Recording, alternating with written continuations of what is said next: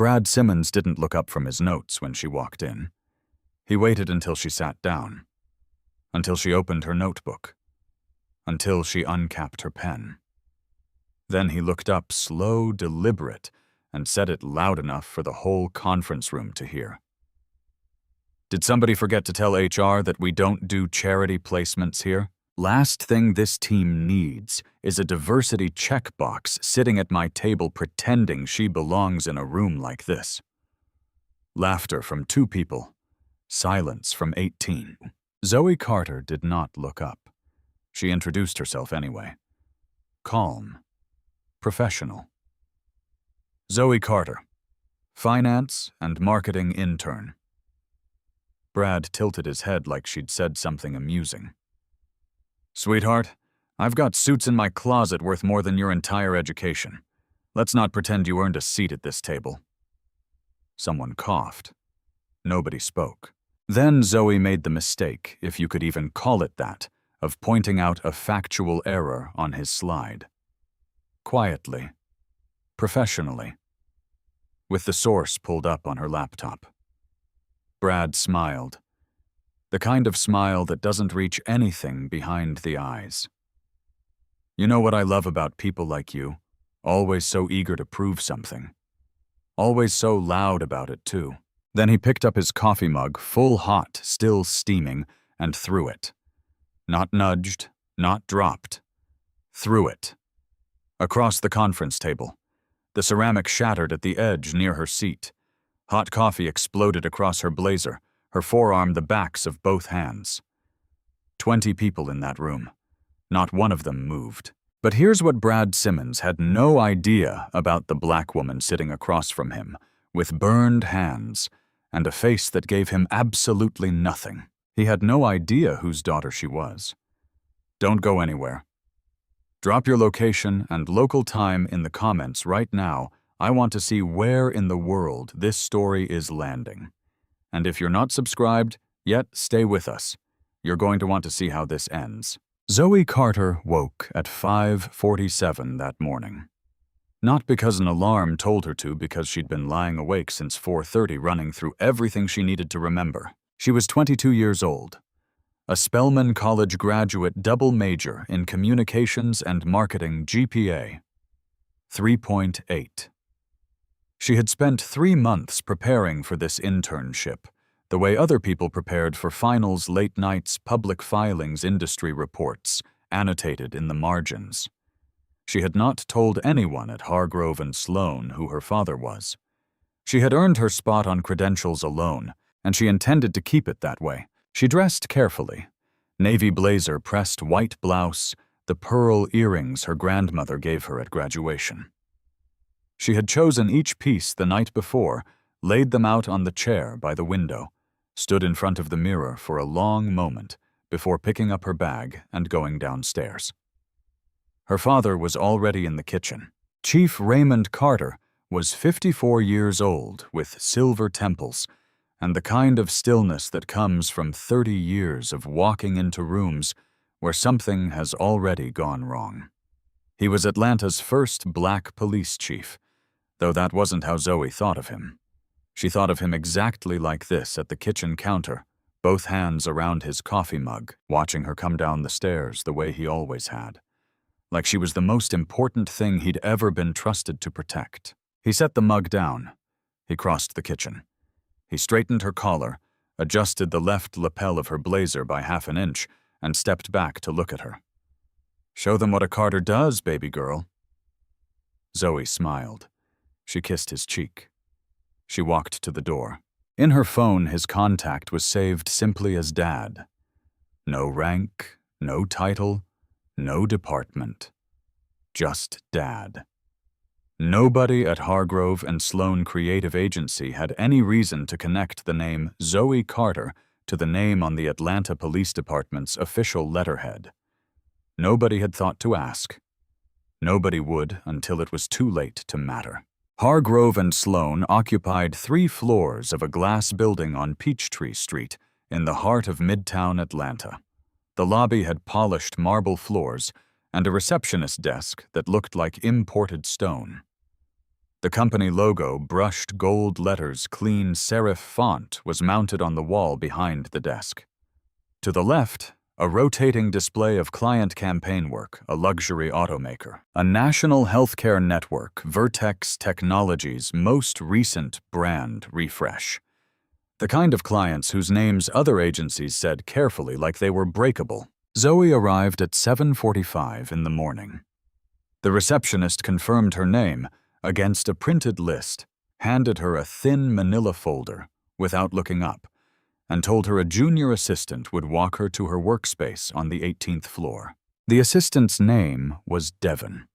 He was polite in the careful eyes-forward way of someone who had been instructed to be polite, and nothing else.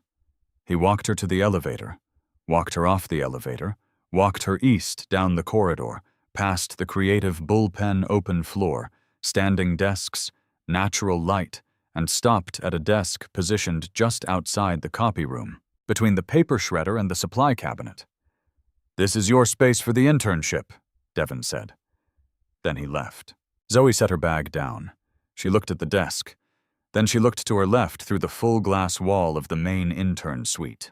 4 desks inside, 4 brand-new MacBooks still carrying the faint luminescence of first-time setup.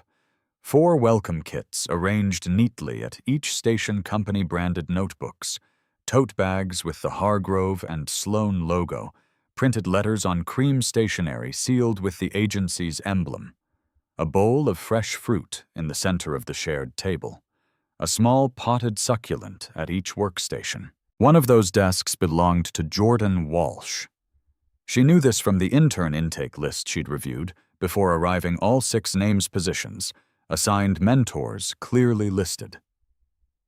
Jordan was 22, University of Michigan Communications GPA 3.7, 1/10 of a point below hers. He was already seated unpacking a planner and a set of highlighters, looking as settled and expected as a piece of furniture that had always belonged in that room. Zoe opened her manila folder. Inside a building map, a 1-page dress code overview, and a signature form confirming receipt of onboarding materials. No letter, no tote bag, no MacBook, no mention of a mentor, no fruit. She was still reading when Dana Fields stopped at her desk. Dana was the office manager, mid-50s, brisk, the kind of woman who moved through a building like she'd memorized every load-bearing wall. She looked at Zoe's desk, then at the nameplate, then reached over and lifted the nameplate off the desk surface.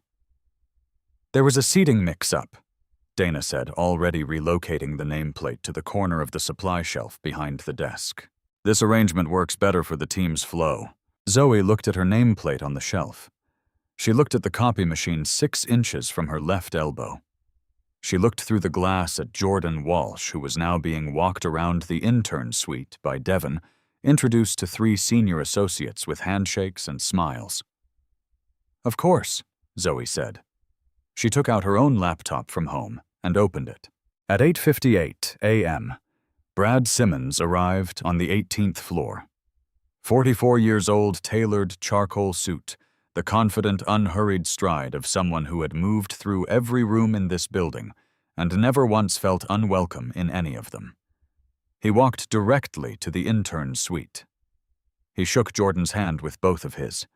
He leaned against the desk, asked questions, laughed at something Jordan said, and spent the next 15 minutes performing the role of mentor for an audience that was glad to receive it.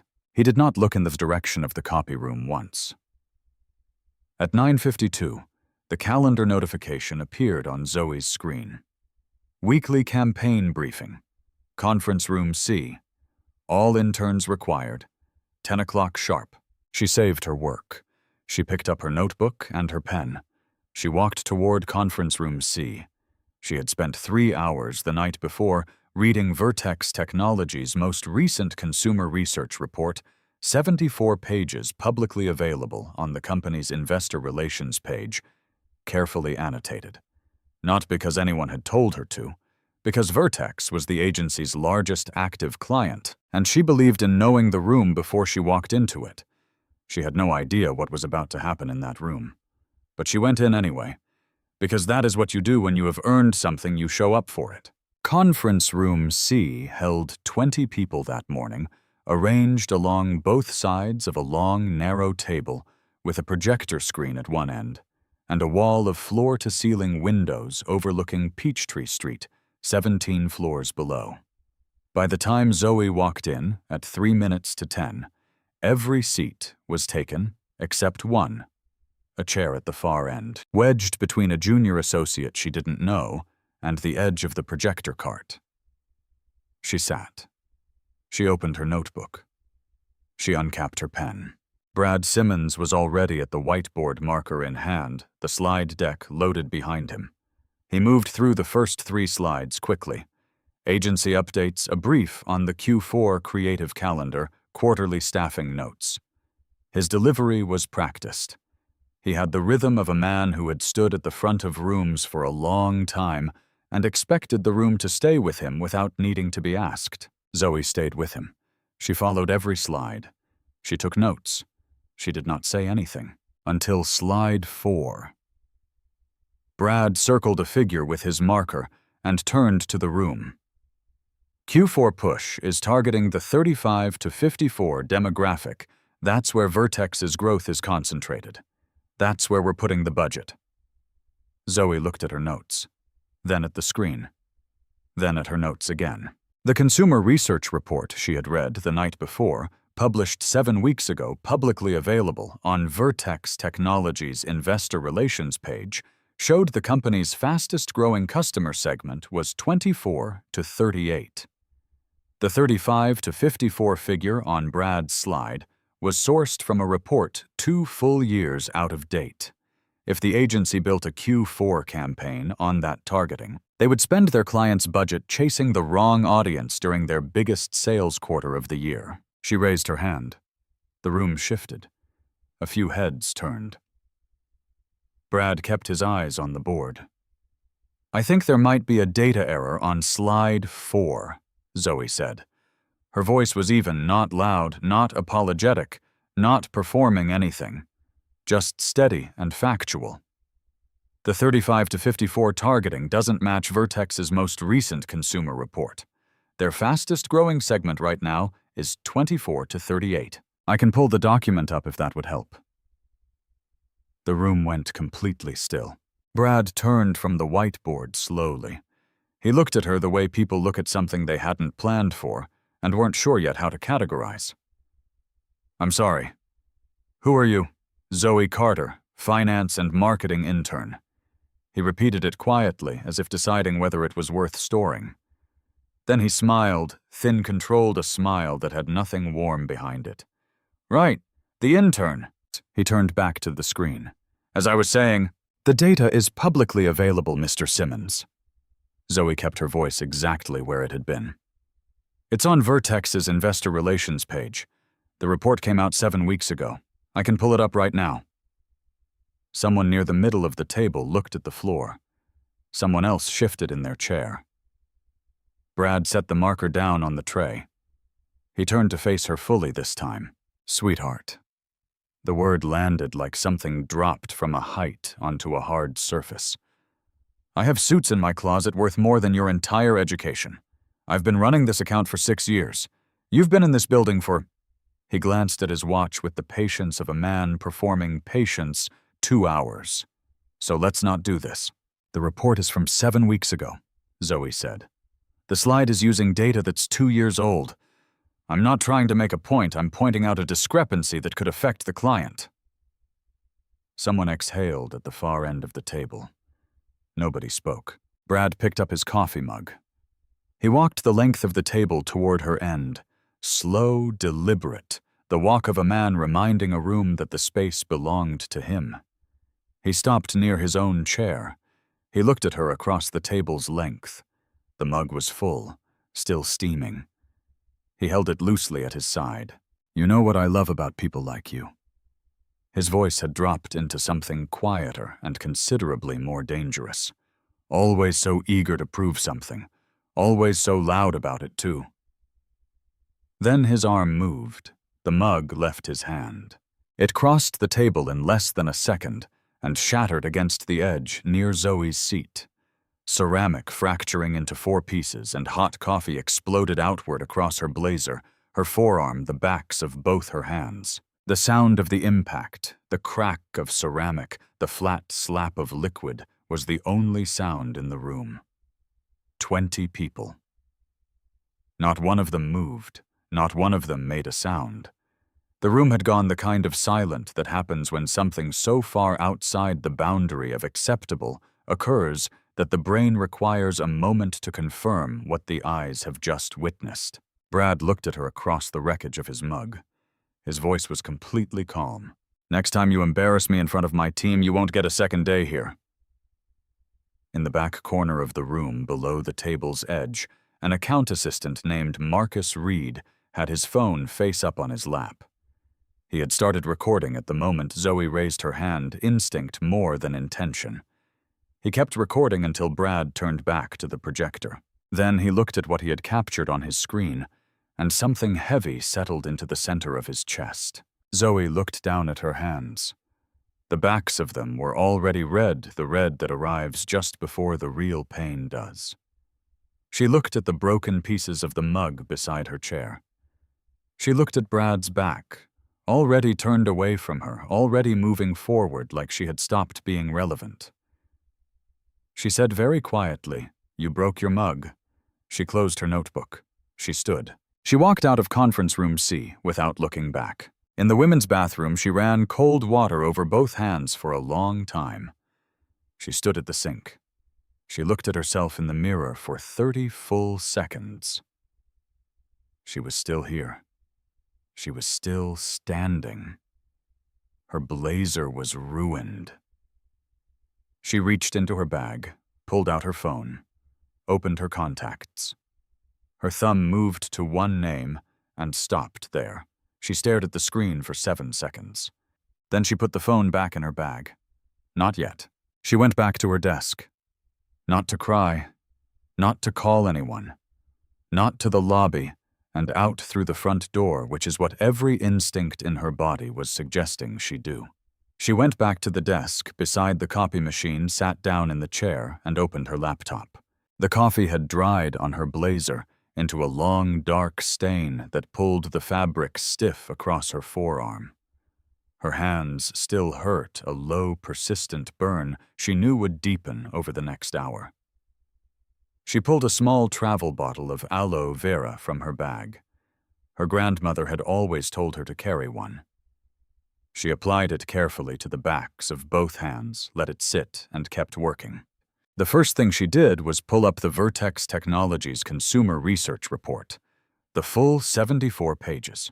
She sent it to the shared printer down the hall, walked to the print room, collected all 74 pages, tapped them into a clean stack, and walked to conference room C.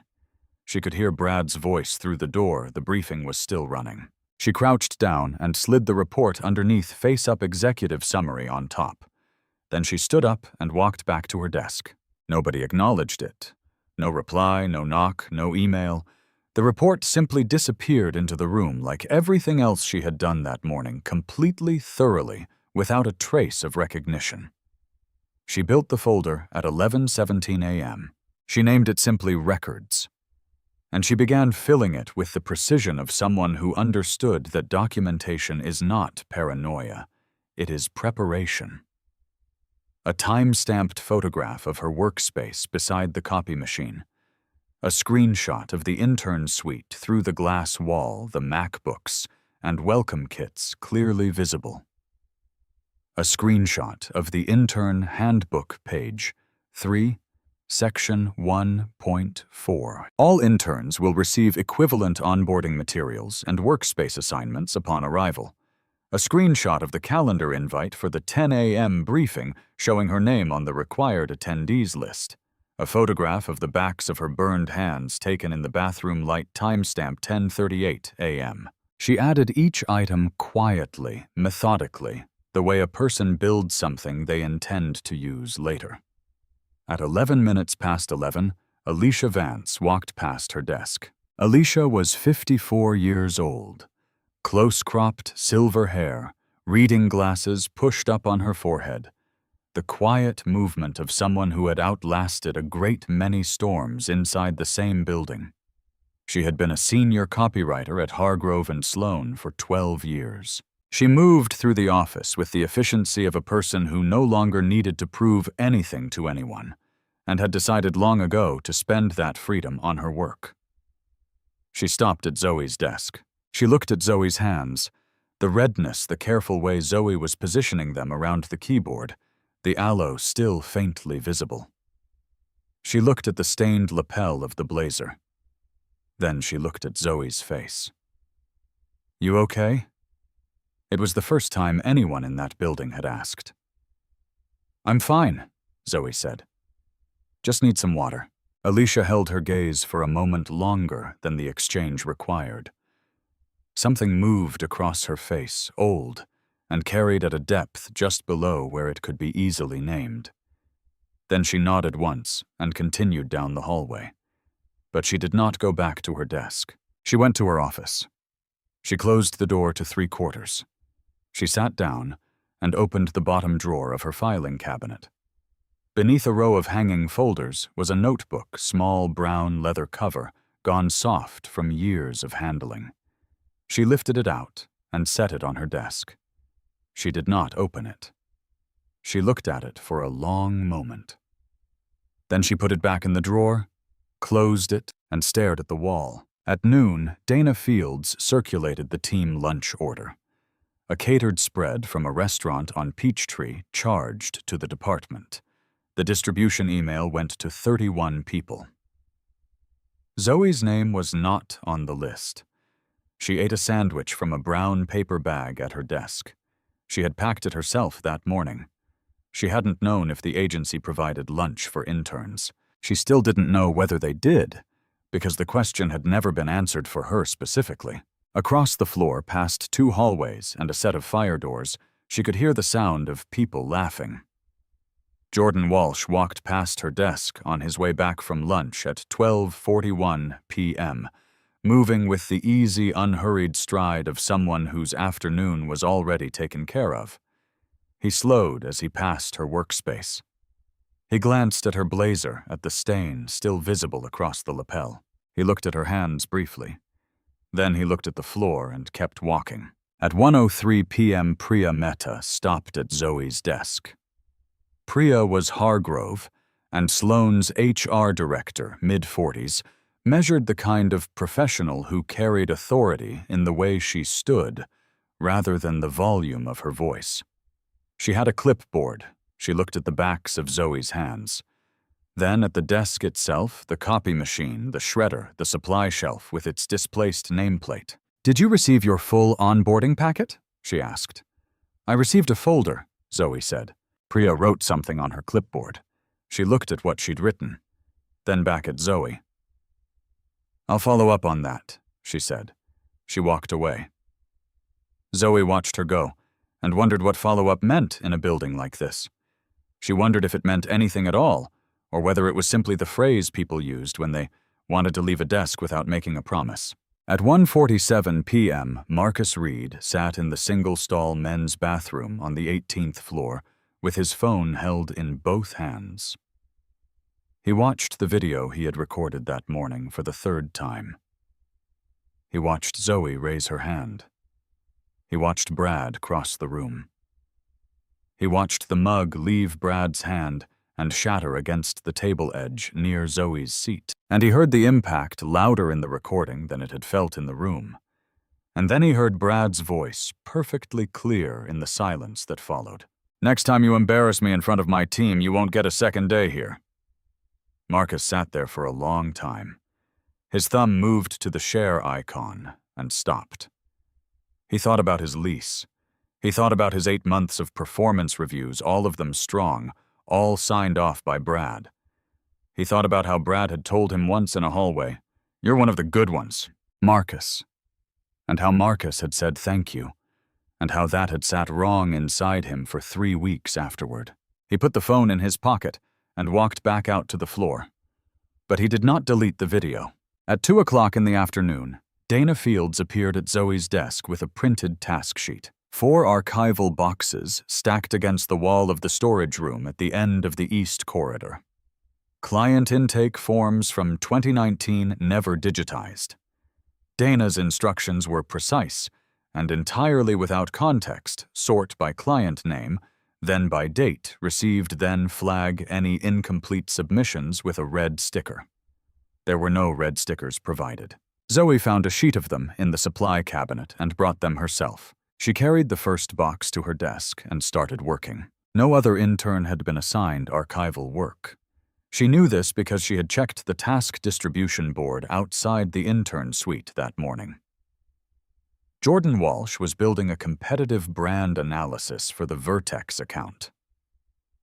The other 2 interns were sitting in on client calls with senior associates. Zoe had not been included in the distribution for either task. She had not been asked if she wanted to be. She sorted forms. She flagged incomplete submissions. She worked through the first box in 40 minutes and pulled the second one toward her. At 3 o'clock, Brad Simmons came down the east corridor with his phone in one hand and his jacket draped over his arm. He slowed when he passed her desk.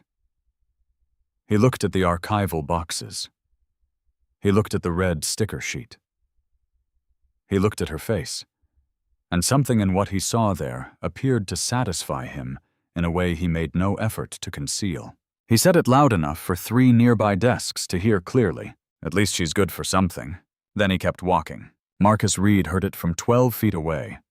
He looked at his screen for a moment. Then he opened his phone under the desk and looked at the video for the 4th time that day. He had been telling himself all morning that he was still deciding. The telling was getting harder each time. At 3:47 p.m., Dana Fields returned to Zoe's desk. She delivered her message with the careful neutrality of someone reading from a script they didn't write, but had fully agreed to carry. I need to let you know that the intern mentorship program, the one pairing interns with senior staff for bi-weekly development sessions, there's a budget allocation issue this cycle. We won't be able to include your placement. She paused, as if what followed were a courtesy rather than a cover.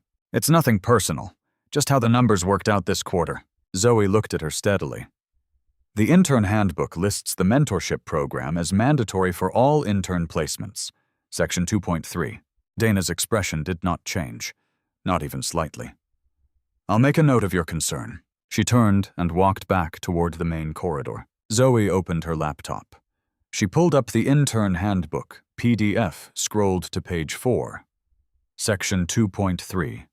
And read the sentence again. All intern placements will participate in the agency's mentorship program, regardless of division or assignment level. She took a screenshot. She added it to her records folder. The folder had 7 items in it now. She built a running log alongside it, a simple 2-column table, date and time on the left, a plain factual description of each incident on the right. She filled in every row from memory. She had always had a very good memory. It had never felt more useful than it did right now. At 4:28 p.m., a calendar notification appeared on her screen. Impromptu Creative Review. Conference Room B. All interns and associates. Starting in 2 minutes. Her name was not on the invite list. She had seen the notification only because the calendar invite had been sent to a shared floor distribution, alias she had been automatically added to during initial onboarding setup, an oversight on someone's part, probably.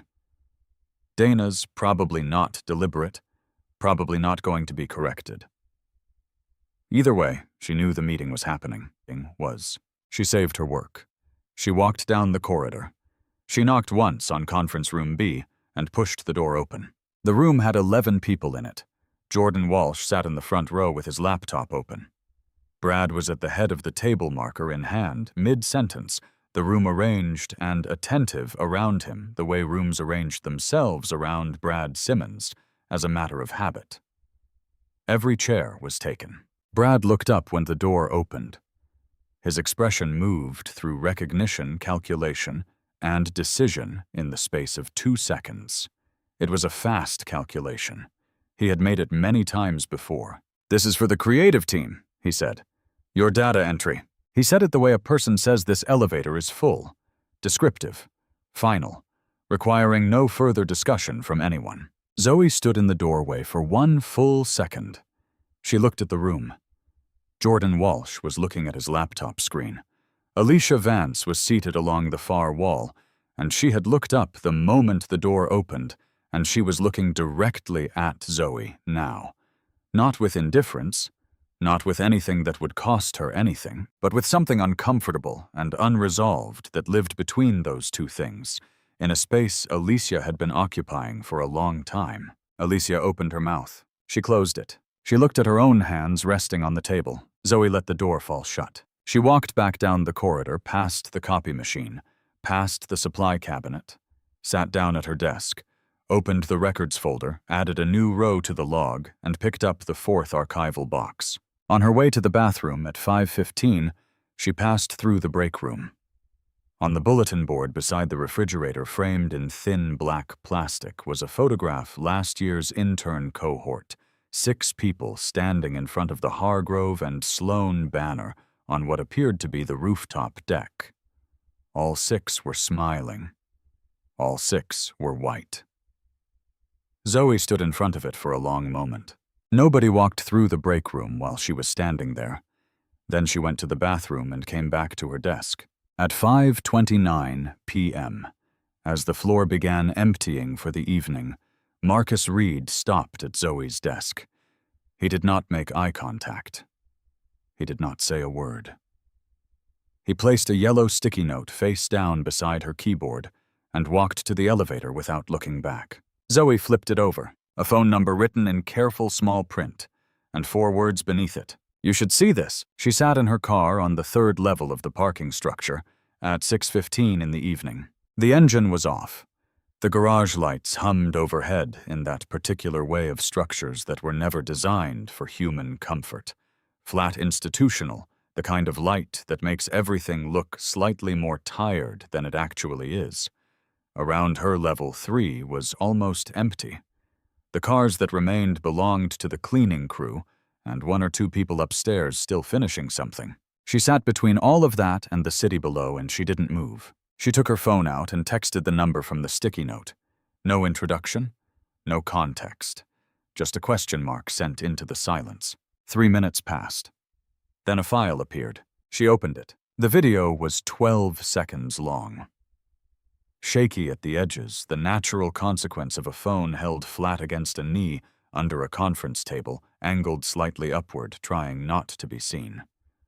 But it was clear, entirely undeniably clear. She could see herself raise her hand at the far end of the table. She could see Brad set the marker down and face her.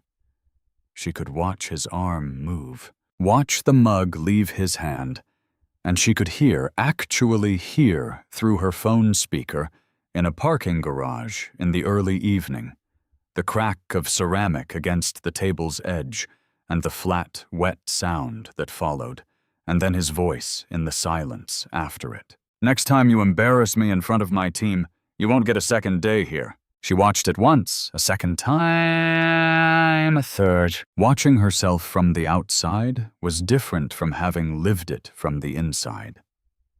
In the room, every unit of concentration she had went toward staying steady, toward making sure her voice didn't crack. Her hands didn't shake her face, gave Brad Simmons nothing he could point to and call weakness. She had been so focused on that internal work that she had barely processed what was actually being done to her. The video carried none of that internal labor. It showed only what happened, plainly, with no buffer between the viewer and the event.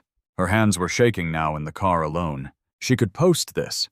She could post it from this parking structure in the next 30 seconds, and it would be on 1,000 screens before she reached the on-ramp.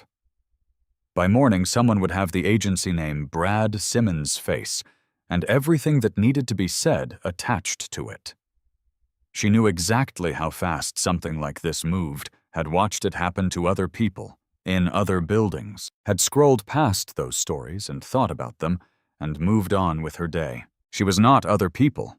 This was not another building. She looked at the share icon on her screen for a long count of 5. Then she locked the phone, started the engine, and drove home. Her father was at this kitchen table when she walked in. Still in his uniform, he had worked a late administrative shift and come straight home without changing. His reading glasses were on, and case documents were spread in front of him in the precise, deliberate arrangement of a man who needed to think something through carefully before he committed it to paper. He looked up the moment she came through the door. Raymond Carter had been a police officer for 30 years. He had learned early that the most important information in any room is rarely what's said first. He looked at his daughter's face, then at her hands. "What happened to your hands?" "Burned them," Zoe said, already moving toward the stairs. "Accident at work. I'm fine, Dad." "Zoe, I'm just tired. Long day. I'll tell you about it later." She went upstairs.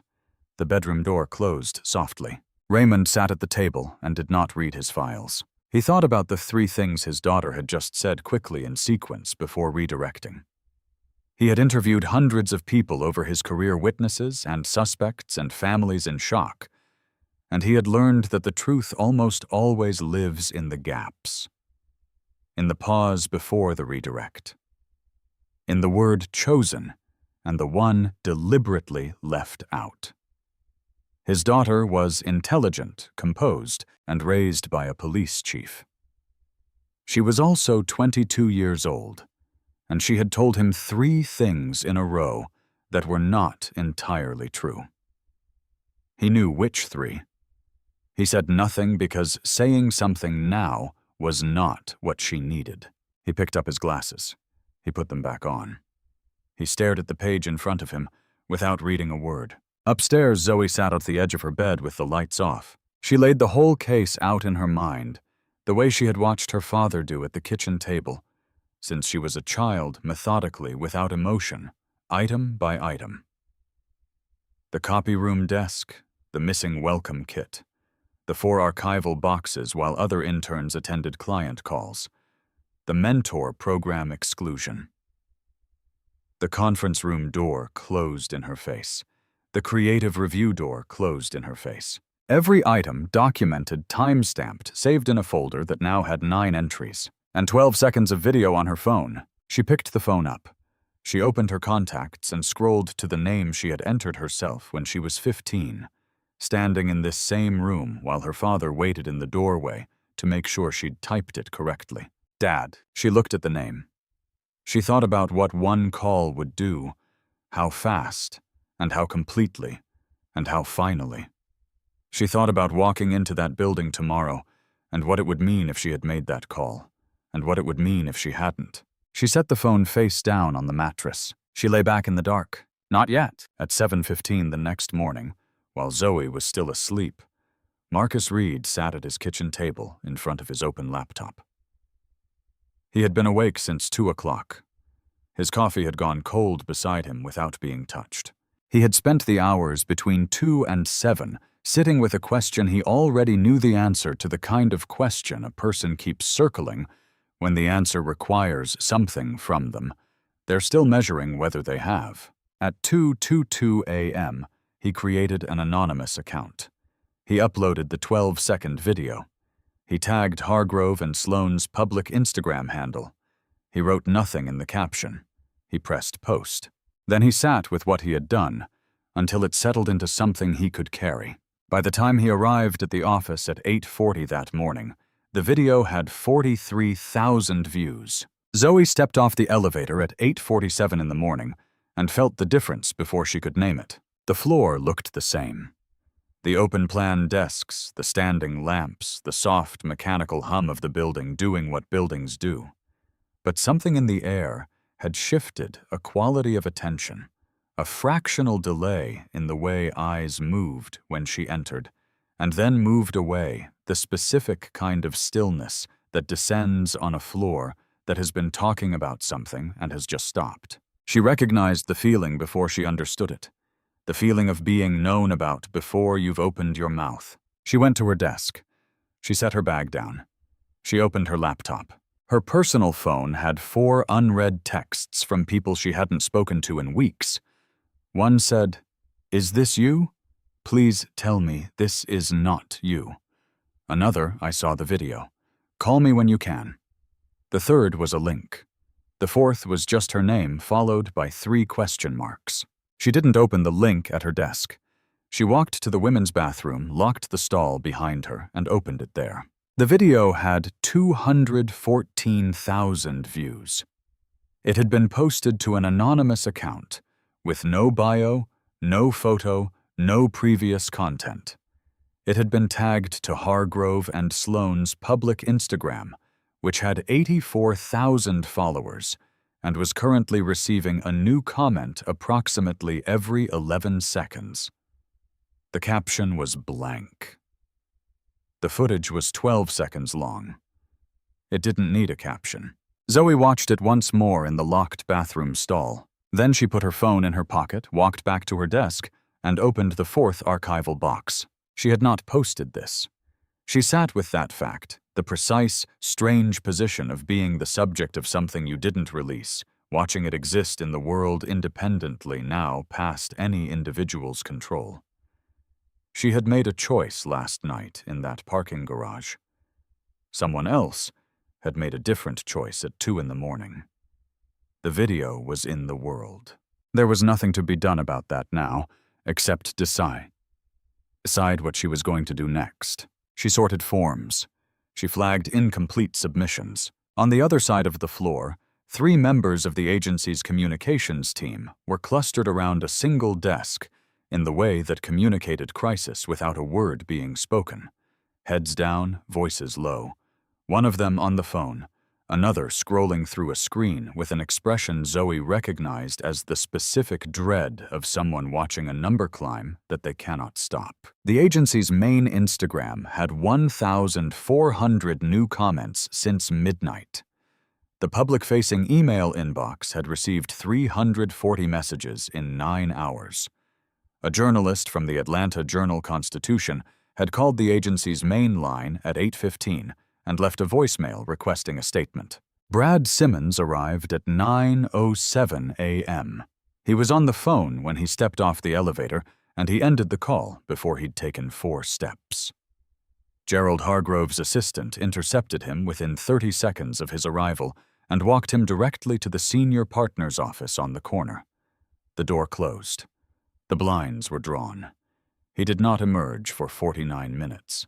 Zoe continued working. At 9:19 that morning, a woman named Diane Marsh sat at the kitchen island of her home in Buckhead, with her coffee going cold and her laptop open in front of her. Diane was 51, VP of Marketing at Vertex Technologies, and had overseen the agency relationship with Hargrove and Sloane for 3 years.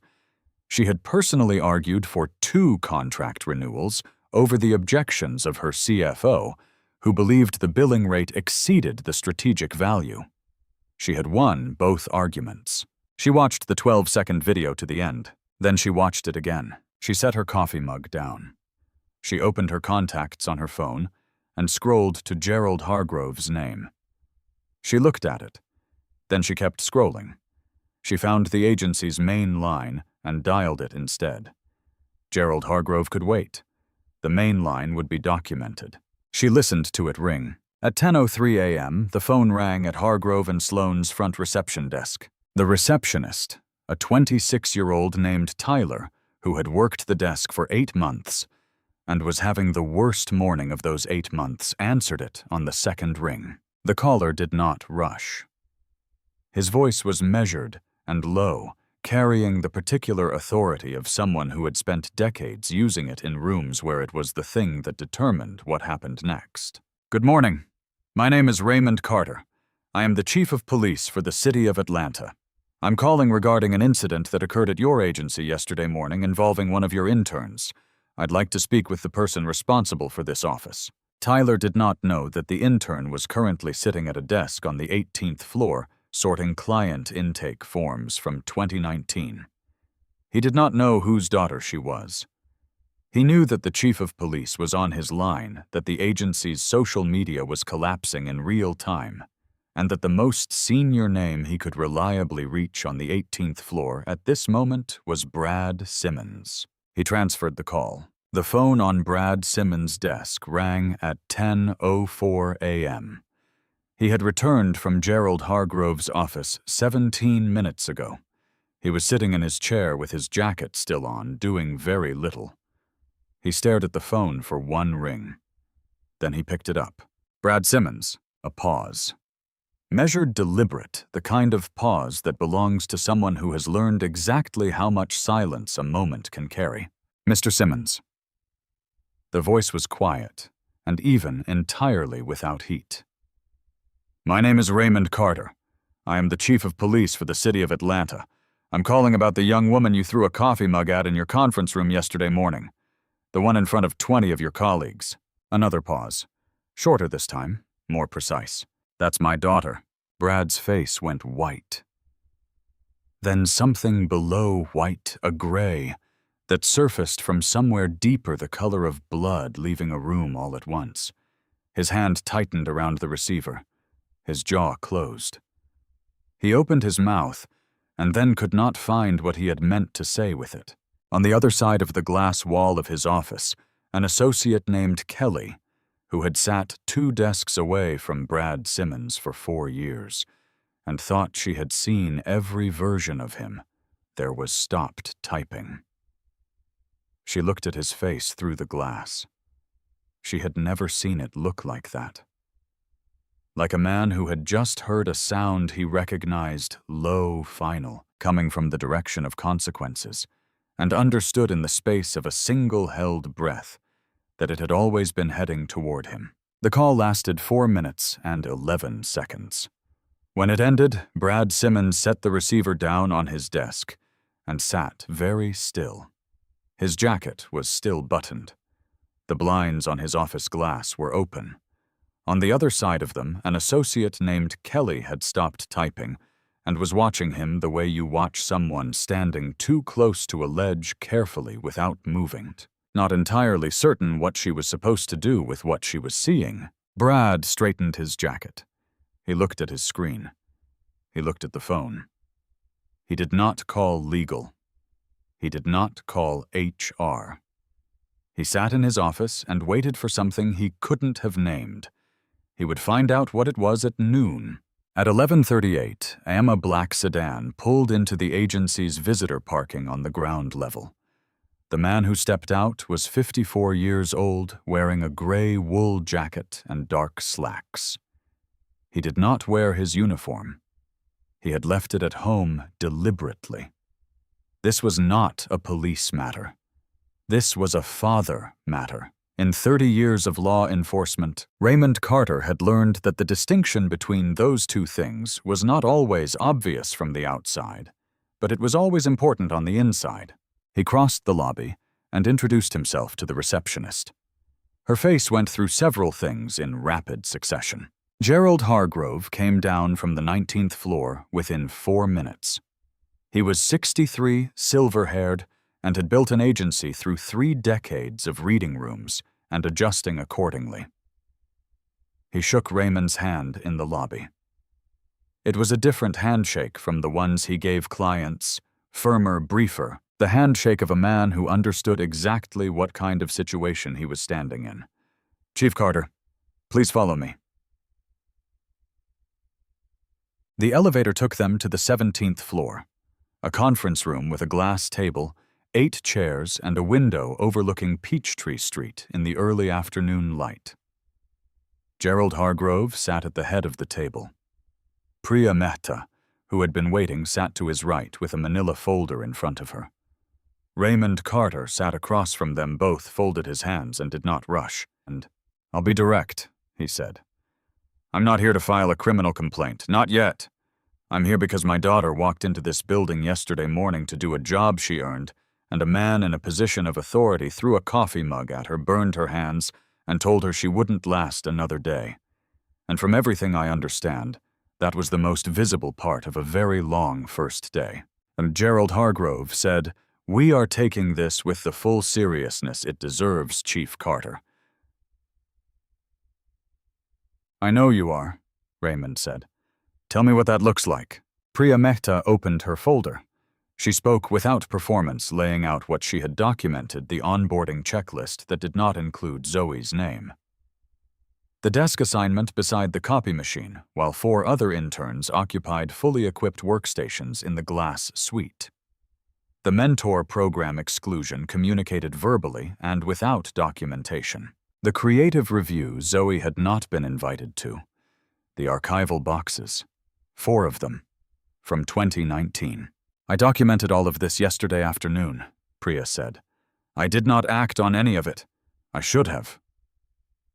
The room held the weight of that. Then someone knocked. Alicia Vance opened the door. Nobody in this room had sent for her. She had come on her own, and she was holding a small brown leather notebook worn soft with years of handling. And she stood in the doorway with the look of a woman who has been standing at the edge of something for a very long time and has finally decided the cost of staying on her side of it is higher than she's willing to keep paying. "I asked to be included," she said. "I've been here 12 years. What happened to Zoe yesterday was not new. I've been writing it down." She crossed the room and set the notebook on the glass table. Gerald Hargrove looked at the notebook. He looked at Alicia. He looked at Priya. Then he reached out and opened the cover. The entries were dated, every one of them going back 8 years. Names, incidents, dates, times, direct quotations. 3 names appeared as subjects throughout. 1 name appeared in every single entry. Gerald Hargrove closed the notebook. He set it down in the careful way of a man handling something that has just permanently changed the shape of a room. At 12:11 p.m., Priya Mehta sent an email to Zoe's address, requesting her presence in Conference Room D on the 17th floor. Zoe saved her work. She took the elevator 1 floor down. She found the room at the end of the corridor, pushed the door open, and took in what was in front of her. Gerald Hargrove at the head of the table. Priya Mehta with her folder. Alicia's brown notebook on the glass surface. 2 members of the senior advisory board she recognized by name, but had never been in a room with. And then the man in the gray wool jacket, sitting with his hands folded, who looked up the moment the door opened with the expression he had worn every morning at the bottom of the stairs for as long as she could remember. Her composure did not break. She was her father's daughter, and she had learned from the best. But her breath, just for 1 second, just barely, just enough that only someone who knew her well would have caught it, did. Chief Raymond Carter stood up from his chair. "Hey, baby girl." The conference room on the 17th floor was glass on 2 sides. Every person who walked past in the outer corridor could see in. By the time the room reached its full complement, Gerald Hargrove, Priya Mehta, Alicia Vance, Chief Raymond Carter, Zoe, 2 members of the senior advisory board summoned by phone. Word had moved through the building the way it always moves in buildings like this one, not through announcements, but through glances and lowered voice and the specific quality of attention that attaches to a situation too large to pretend isn't happening. Brad Simmons was summoned at 12:24 p.m. He arrived within 2 minutes. Jacket buttoned. Expression-calibrated posture, arranged into the version of himself that had navigated difficult rooms for 18 years and come out of all of them intact. He sat down across from Gerald Hargrove, placed his phone face down on the table, and prepared to work. "Chief Carter." His voice was measured, warm, precisely managed. "Before anything else, I want to personally apologize for what happened yesterday. It was a moment I deeply regret. That is not the standard I hold for myself, and it is not who I am. I hope you'll allow me to—" "Mr. Simmons." Raymond Carter's voice did not rise. It did the opposite. It dropped into something lower and more level, the voice of a man who has delivered difficult truths inside difficult rooms for 30 years and has learned that volume is not where the weight lives. "I have been a police officer for 30 years. I have sat across from a great many people in a great many rooms, and I know the difference between a man who is apologizing to me and a man who is apologizing to a problem he is trying to reduce." He let a moment pass. Right now, Mr. Simmons, you are apologizing to a problem. Brad's jaw tightened. He looked at Gerald. Gerald looked at the table. Zoe opened her laptop. She turned the screen toward the center of the table and pulled up the records folder. She spoke without raising her voice, without editorializing, without anything that wasn't factual and documented. The copy room desk photographed and time-stamped. The welcome kit comparison what Jordan Walsh received listed against what she received line by line. The mentor program exclusion with the handbook section photographed alongside the email in which Dana Fields had told her the budget didn't allow for her inclusion. The creative review. The archival boxes. The running log, every entry precise and dated and described in plain language. She laid it on the table piece by piece. When she finished, the room was so quiet that the building's ventilation was audible.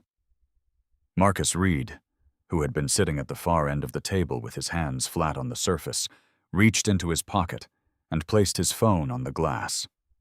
He pressed play. Brad Simmons' voice filled the conference room. Next time you embarrass me in front of my team, you won't get a second day here. The sound of the ceramic impact came first, then the voice in the silence that followed it. Nobody at the table moved. On the other side of the glass walls, 2 associates had stopped walking. They stood in the corridor with no pretext for being there listening. Alicia Vance opened the brown notebook. She read 3 entries. Not the most extreme ones, simply 3 representative ones chosen to show the pattern across time. A junior designer 2018 who had raised a complaint about being publicly described as a diversity hire and was transferred to a satellite office 6 weeks later. An account manager 2021 who filed a formal grievance and found herself on a performance improvement plan within the month. An intern summer 2023 who left on the 4th day without explaining why to anyone in the building. It's a pattern, Alicia said. Her voice cracked slightly at the edges but held at the center. It has been a pattern for years, and every person on this floor who has been here long enough has known it. We didn't say anything, because we were afraid of what it would cost us. She looked across the table directly at Zoe. It cost other people instead. Gerald Hargrove turned to Brad. What do you have to say? Brad leaned forward. The warmth was gone now, replaced by the other version of him, the 18-year version, the one that had survived by knowing when to stop performing and start applying pressure. Gerald, I built this department. Half the active client relationships in this agency exist because of work I did. You are going to take the word of an intern who has been in this building for 1 day over 18 years of documented results. The sentence landed the way it was designed to, with the weight of consequence, with the implicit reminder of who controlled what and who owed what to whom. It was a sentence that had worked before, in this room, in rooms like it, many times. Raymond Carter unfolded his hands. She has been here 1 day, Mr. Simmons, he said. And in that 1 day, she kept her composure better than you have kept yours in 12 years of senior leadership. Gerald Hargrove looked at Brad Simmons for a long, unhurried moment. He looked at the notebook. He looked at the records folder still open on Zoe's screen. He looked at Marcus Reed's phone sitting on the table. He looked at Priya Mehta, who gave him nothing back but the truth of her own folder sitting open beside her. Brad, you are suspended effective this moment pending a full external investigation. Please surrender your building credentials and all company devices to Priya before you leave the floor. Brad's mouth opened. Gerald, you cannot. I can. Gerald's voice was quiet and final and offered nothing further. Brad looked at Zoe. His voice dropped into something that was constructed to sound like certainty, but arrived as something less. You think this is over? Raymond Carter rose from his chair. He was very still when he stood at his full height, and very quiet, and he looked at Brad Simmons the way he had looked at a great many people over 30 years, who had made the mistake of directing a threat toward something he was responsible for protecting. I think it is, he said. Security arrived at the door. As Brad was escorted through the glass corridor and across the main floor toward the elevator, the 18th floor above went silent, in the way that floors go silent when something that has been in the building too long is finally leaving it. Jordan Walsh stood up from his desk when Zoe came back through the door. He stood in the way of someone who has rehearsed what they're going to say and is aware it is insufficient and is going to say it anyway. "I should have said something yesterday. I'm sorry." Zoe looked at him for a long, level beat. "Yeah," she said. "You should have." They walked out through the front entrance onto Peachtree Street, together, father and daughter without hurry, in the warm afternoon light of Atlanta, doing what it does in the fall. Bright without being harsh, the kind of light that makes the city look a little better than it sometimes manages to be. Raymond had parked in the visitor structure. They walked there without speaking. In the car with the engine off, and the city a muffled presence beyond the concrete walls, he turned to look at her. "Why didn't you call me?" Zoe looked at her hands in her lap. The redness had faded to pink. She was quiet for a moment, not because she didn't have the answer, but because she had been carrying it for 2 days, and she wanted to put it down right. "Because I didn't want to be Raymond Carter's daughter in there," she said. "I wanted to be Zoe Carter. No rank attached to my name, no door opened by someone else's weight. I needed to know if just me without your title, without your name, without any of that was enough to stay standing in a room like that." Her father was quiet. "Were you—" She looked at him. "I'm still here, aren't I?" He pulled her into him. Not a careful hug, not a measured one. The kind a parent gives when the professional falls away, and only the father is left. She held on, and 2 days of being invisible inside that building dissolved into something she could finally set down. He held her for a long time. The parking structure hummed. The city went on outside. When he let go, he looked at her hands one more time. His jaw tightened. "You have your grandfather's stubbornness," he said. "I know," she said. "I got it from you." He didn't argue. The external investigation was underway within 48 hours. The firm Gerald Hargrove retained had no prior relationship with Hargrove and Sloan, and no connection to Brad Simmons or anyone in his network. They worked from Alicia's notebook, from Zoe's records folder, from the video, from Priya Mehta's documentation, and from the HR files that Priya pulled and surrendered in full, including 3 prior informal complaints that had been closed without action and buried in a filing system nobody had reviewed in years. Brad Simmons was formally terminated 3 weeks later. The decision was unanimous, unreserved, and accompanied by a non-disclosure agreement, whose terms Brad accepted without negotiation. He signed it on a Thursday afternoon, alone in a room with a lawyer and nobody else. Dana Fields was reassigned to an administrative role on a different floor and placed on a formal performance improvement plan. She did not contest it. Marcus Reed received a full-time associate offer delivered in person by Gerald Hargrove, an unusual gesture that Marcus understood the meaning of. He accepted. He had been at Hargrove and Sloan for 8 months before any of this happened. He had another 32 years of a career ahead of him. He intended to spend them differently. Priya Mehta retained her position as HR director. Under new conditions, the agency's entire complaint and reporting process was redesigned by the external firm with a new intake system that bypassed departmental leadership entirely and routed directly to the senior advisory board. The anonymous tip line that had theoretically existed before was replaced with one that actually functioned. Alicia Vance was named interim creative director, while the formal search for a permanent placement began. She sent a single email to her team on a Monday morning that began, "Starting today. Here's what we're doing differently." She listed 7 things. She had thought about them for 8 years. Vertex Technologies did not pull their contract. 3 days after Brad Simmons's termination, Diane Marsh sent an email directly to Zoe, not to Gerald Hargrove, not to the agency's main line to Zoe. It read, "The data correction you raised in that briefing was accurate. I've reviewed the Q4 consumer targeting parameters myself. I'd like to hear your thinking on the campaign direction when you're ready." Zoe replied within the hour. They spoke by phone for 40 minutes that afternoon, and Zoe had her laptop open and her notes pulled up before the call connected. Gerald Hargrove called Raymond Carter on a Tuesday evening, 6 weeks after the investigation closed. He didn't call about the agency or the settlement or the quiet conversation that had taken place with the Atlanta Journal-Constitution's editor that had kept the story contained in exchange for a substantive account of the changes the agency was implementing. He called because there was something he felt needed to be said directly with no intermediary and no agenda.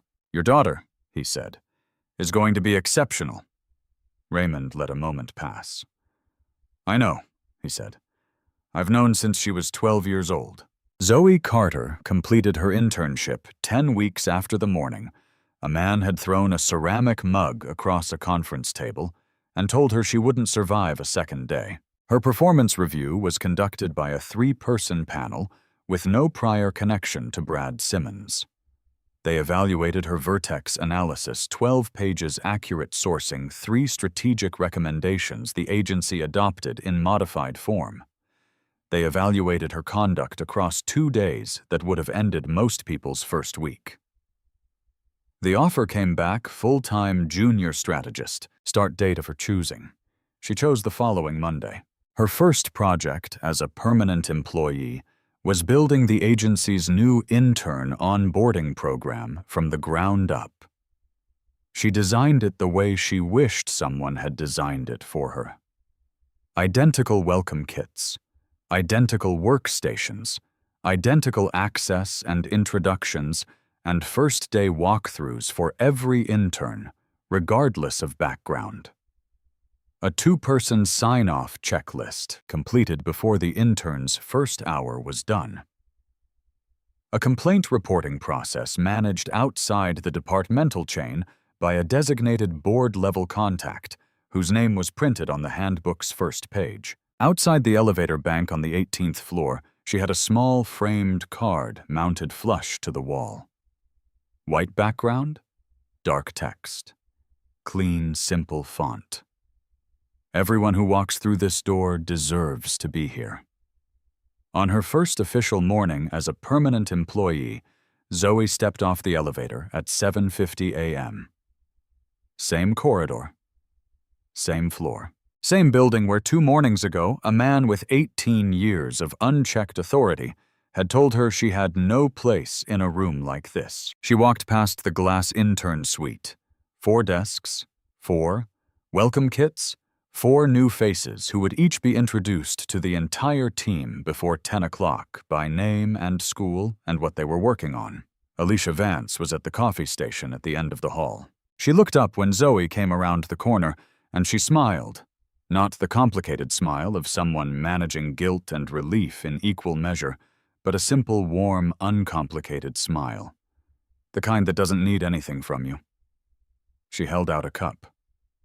"Good morning, Zoe." Zoe took it. "Morning, Alicia." She walked to her desk, the corner window. The one with the morning light of Atlanta spread across the city below Hunt's, and unhurried and entirely visible. She sat down. She opened her laptop. She went to work.